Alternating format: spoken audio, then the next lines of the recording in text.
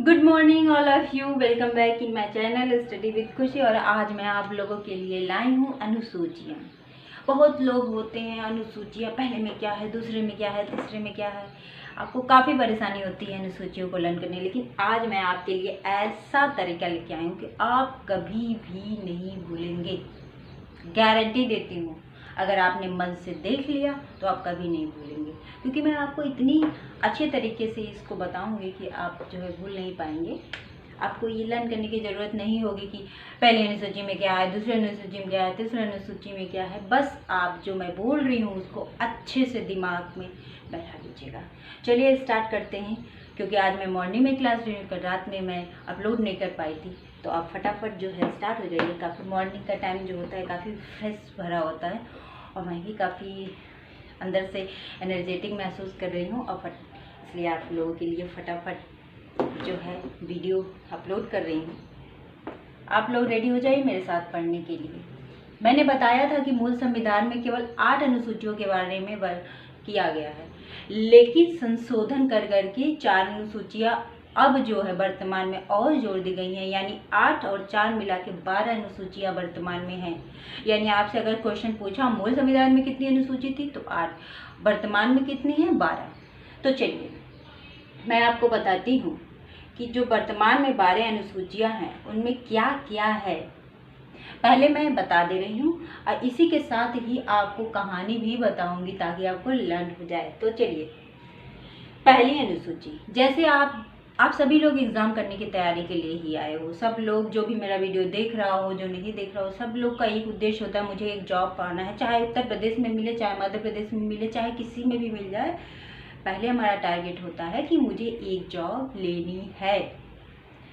तो मान लीजिए आप इस समय वैकेंसी आई है, यूपीएसआई का आया है, आरओ का आया है, या रेलवे का आया है। तो आप पहले सोचेंगे तो फॉर्म क्या होता है। जो फॉर्म होता है, जो हम भरते हैं, वह तो या तो केंद्र से निकलता है या तो स्टेट से निकलता है। तो केंद्र से जो एग्ज़ाम्स होते हैं, जैसे आपके रेलवे हो गए, एसएससी हो गए, और स्टेट जो होते हैं वो हर स्टेट अपना अलग अलग एग्ज़ाम निकालता है। कोई हर स्टेट का अपना अलग जो है, जैसे यूपीएसआई हो गया स्टेट निकालता है, अधीनस्थ सेवा चयन आयोग हो गया, ये भी स्टेट ही निकालता है। तो आप पहले जो है कोई फॉर्म भरने जाते हैं तो पहले केंद्र या राज्य का फॉर्म भरते हैं। वैसे भी मैंने आपको बताया था कि आर्टिकल 1 या अनुसूची 1 या भाग 1 में क्या वर्णन किया गया है, राज्यों के बारे में, राज्य या केंद्र के बारे में। क्यों? क्योंकि मैंने बोला था सबसे पहले भारत में राज्य या केंद्र ही तो बने। इस वजह से हमेशा पहली अनुसूची, पहला भाग, पहला आर्टिकल में क्या होगा, हमेशा राज्य और केंद्र के बारे में ही वर्णन किया गया होगा।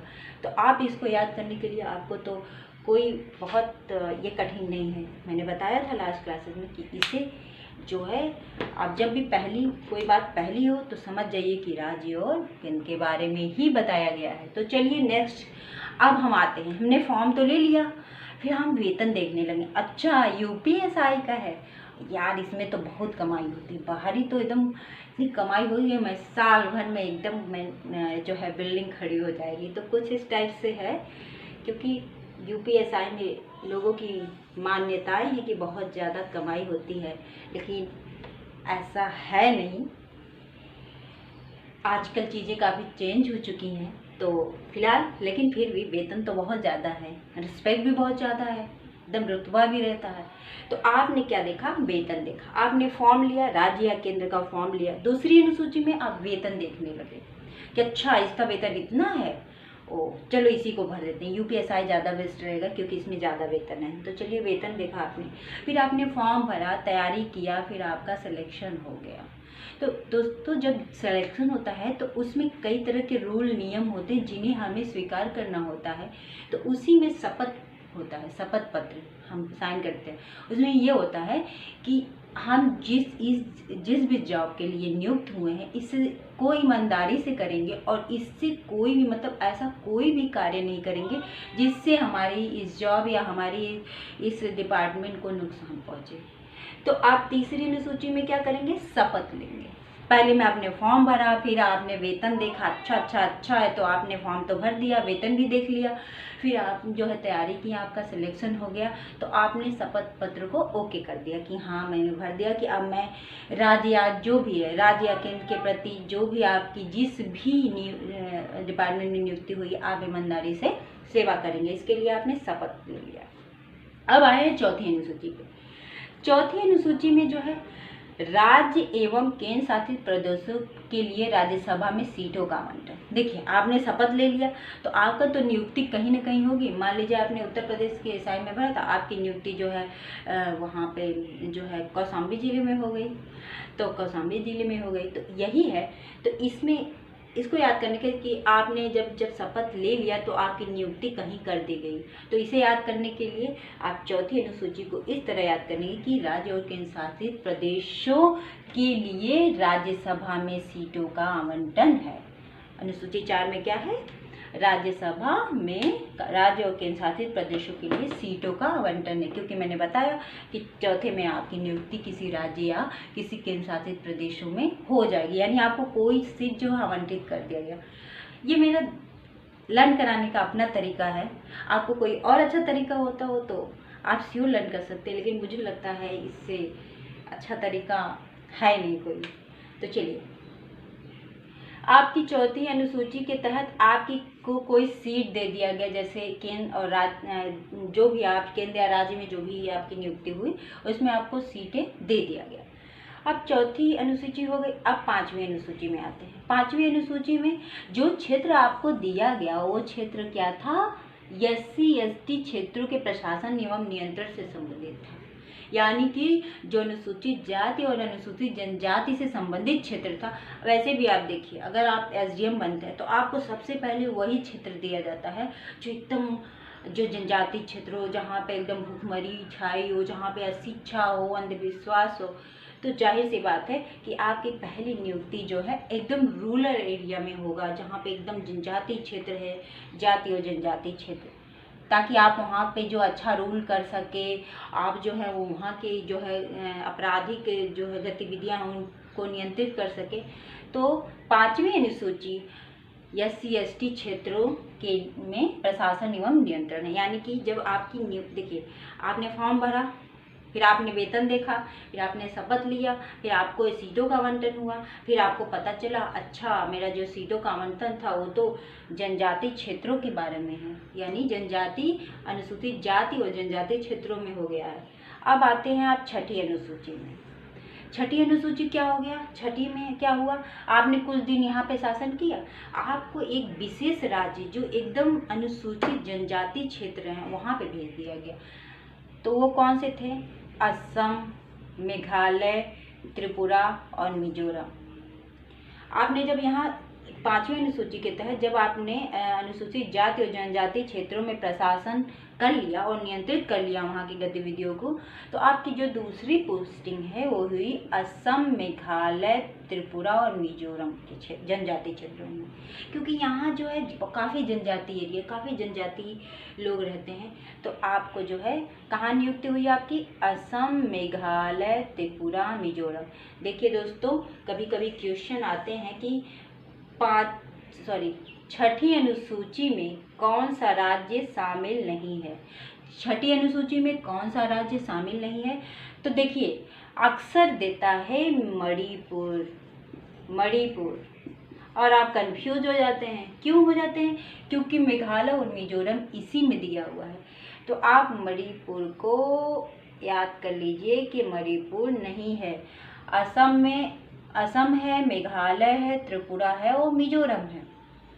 ठीक है, तो इसलिए ये जो है IMP छठी जो अनुसूची है वो वेरी इम्पोर्टेंट है। अब आपको जो है असम, मेघालय, त्रिपुरा, मिजोरम के जनजाति क्षेत्रों में आपकी नियुक्ति हुई। अब आप प्रशासन कर रहे हैं, उसका नियंत्रण कर रहे हैं, उसकी जो भी आपराधिक गतिविधि है उसको नियंत्रित कर रहे हैं। फिर आता है सातवीं अनुसूची। यहाँ तक की कहानी अब खत्म।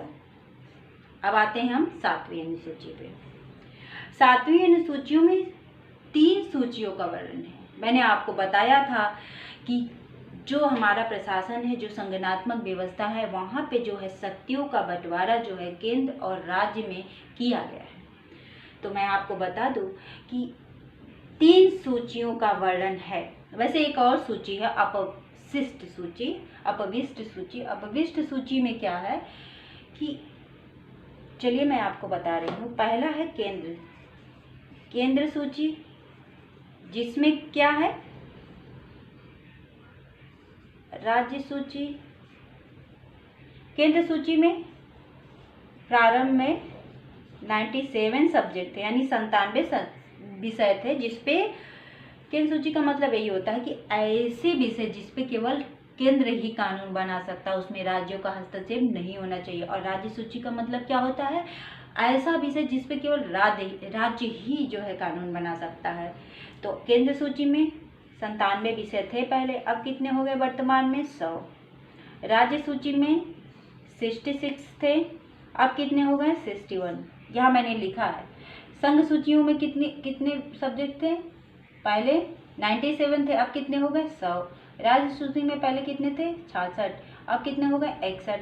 और समवर्ती सूची क्या होती है, समवर्ती सूची ऐसी विषय होती है जिसपे केंद्र और राज्य में से कोई भी कानून बना सकता है, लेकिन जो सबसे अधिक, मान लीजिए कोई ऐसी दुविधा की स्थिति हो जाए तो कौन कानून बनाएगा, केंद्र बनाएगी, यानी संसद बनाएगी।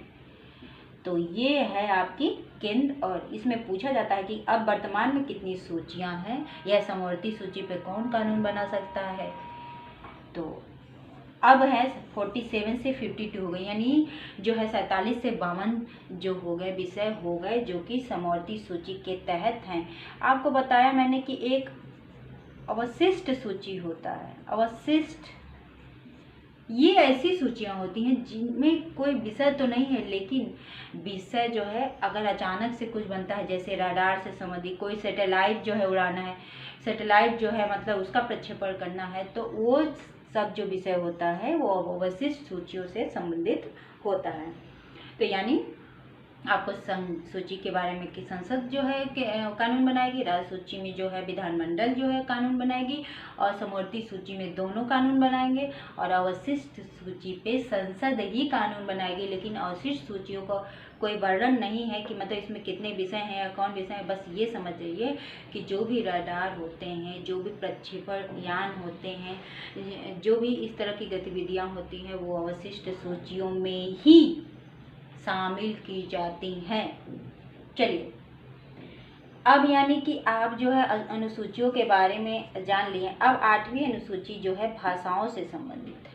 8वीं अनुसूची भाषाओं से संबंधित है। यहाँ तक तो मैंने कहानी आपको बता दिया, लेकिन अब जो है अब 7वीं अब जो है थोड़ा सा लॉजिक लगा के आगे की सूचियाँ आपको लर्न हो जाएंगी। क्यों, आसान होता है। 7वीं अनुसूची में अनुसूचियाँ होती हैं, 8वीं अनुसूची में भाषाओं का वर्णन है, 9वीं अनुसूची यही दोस्त 8 अनुसूची तो मूल संविधान में थी। यही 9वीं अनुसूची जो है कब जोड़ी गई, पहला संविधान संशोधन 1951 के तहत 9वीं अनुसूची जोड़ी गई, जिसमें संपत्ति अधिग्रहण से संबंधित बातों का वर्णन किया गया है। पहला संविधान संशोधन कब हुआ था, 1951, और इसके तहत पहली जो है 9वीं अनुसूची जोड़ी गई थी। और 9वीं अनुसूची में क्या बात है, संपत्ति अधिग्रहण से संबंधित जितने भी नियम कानून है वो 9वीं अनुसूची में है। 10वीं अनुसूची के बारे में अब हम जानते हैं। 10वीं अनुसूची 92वें संविधान संशोधन 1985 द्वारा इसे जोड़ा गया। 10वीं अनुसूची को 92वें संविधान संशोधन द्वारा 1985 द्वारा जोड़ा गया। इसमें क्या है, दल बदल संबंधित कानून। दल बदल की क्या रूल है, क्या नियम है, इससे संबंधित कानून। मतलब एक राजनीतिक दल के व्यक्ति का दूसरे राजनीतिक दल में जाने के लिए क्या प्रतिबद्धताएं हैं, क्या सीमाएं हैं, क्या रूल रेगुलेशन है, उसका वर्णन जो है 10वीं अनुसूची में किया गया है। अब आते हैं 11वीं अनुसूचियाँ। 73वें संविधान संशोधन 1993 द्वारा जो है 11वीं अनुसूची जोड़कर पंचायती राज व्यवस्था की जो है स्थापना की गई। पंचायती राज व्यवस्था की स्थापना कब की गई, 73वें संविधान संशोधन 1993 द्वारा 11वीं सूची को जोड़कर, जिसमें 29 विषय यानी 29 विषय शामिल किए गए। पंचायती राज व्यवस्था में कितने विषय हैं? 29 विषय। फिलहाल आपको पंचायती राज व्यवस्था मैं बाद में और डिटेल में बताऊंगी। फिलहाल यहाँ अनुसूचियों के बारे में बात कर रहे हैं, तो केवल अनुसूचियों के बारे में हम जान लेते हैं। चलिए, अब जो है 12वीं अनुसूची, 74वें संविधान संशोधन द्वारा 12वीं अनुसूची जोड़ी गई। 74वां संविधान संशोधन भी 1993 में हुआ था। इसके द्वारा जो है 12वीं अनुसूची जोड़ी गई थी। इसमें नगर पालिकाओं से संबंधित जो भी प्रावधान है वो वर्णन है और इससे संबंधित 18 विषय का उल्लेख किया गया है। यानी नगर पालिकाओं में कितने विषय हैं? 18। और नगर और पंचायतों में कितने विषय हैं? 29। तो आप जो है इसे अच्छे से लर्न करिए। देखिए, मैंने आपको 6 अनुसूची तक तो फॉर्म की कहानी बताई और 7वीं अनुसूचियों में मैंने आपको जो विषय है, ये विषय है मतलब संघ, राज्य और केंद्र से संबंधित जो है समवर्ती सूची से संबंधित आपको जो मैंने विषय के बारे में बता दिया। 9वीं अनुसूची में क्या है? संपत्ति के बारे में है और ये पहले संविधान संशोधन द्वारा जोड़ा गया था। 10वीं अनुसूची 52वें संविधान के तहत जोड़ा गया था। 11वीं अनुसूची 73वें संविधान संशोधन के तहत जोड़ा गया था और 12वीं अनुसूची 74वें संविधान के तहत जोड़ा गया था। तो फ्रेंड्स, ये मेरी क्लास आज की कंप्लीट हुई और ये बहुत ही इम्पोर्टेंट है। हमेशा क्वेश्चंस में ज़रूर पूछे जाते हैं, हर एग्जाम्स में पूछे जाते हैं। और नेक्स्ट चैप्टर जो मेरा रहेगा आप लोगों के लिए नागरिकता रहेगा, यानी भाग 2, क्योंकि मैंने भाग 1 आप लोगों को पढ़ा दिया है। तो भाग 2 से 11, भाग 2 से 11 जो है, सॉरी 2 से 11 नहीं, भाग 2 5 से 11 क्या है? नागरिकता। नेक्स्ट क्लासेस मेरे नागरिकता पे होगी और आपको ये भी बताऊंगी कि क्यों आखिर लोगों ने नागरिकता संबंधी कानून को लेकर इतना विरोध किया था। उससे संबंधित सभी महत्वपूर्ण तथ्यों को भी लेकर आऊंगी और डिस्कशन भी करूंगी। तो thank you class, bye bye.